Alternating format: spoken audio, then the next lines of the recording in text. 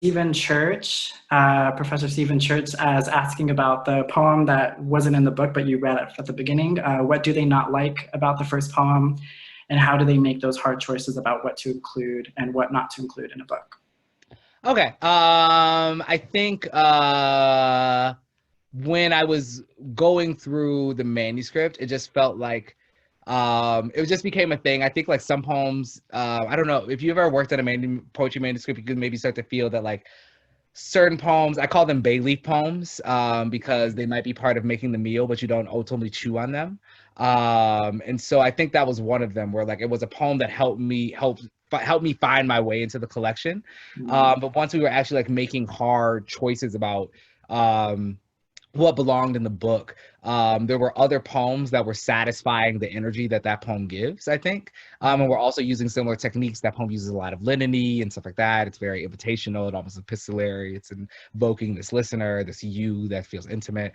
And so it was like doing a lot of things that the book is doing, but all of a sudden, even though it like helped me find the book, it like wasn't needed anymore, and there was now a stronger like thing, like its flavor had been imbued and there was something else that was like gonna hold it there.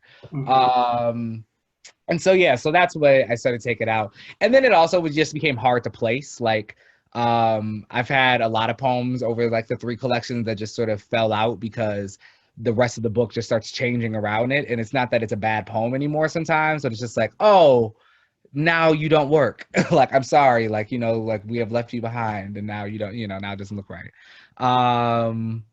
And is there anything else I don't like about the poem? It feels too easy, I guess, for me. It's like a poem that I know I can write. When I read that poem, I know all my Danez tricks are in there. And I can just like sort of spot myself. And I think that's part of also like knowing yourself as a writer. It can be really fun to sort of do what you know how to do really well.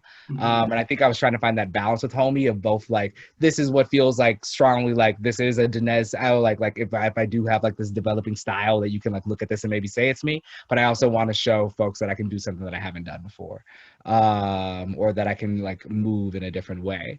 And I think when I read that poem, it's probably a solid poem at the end of the day. I think especially as a reader, I feel like I can read anything convincingly enough to make it sound like it's okay. But when I look at it on the page, it's just like, yeah. So that's the reason why.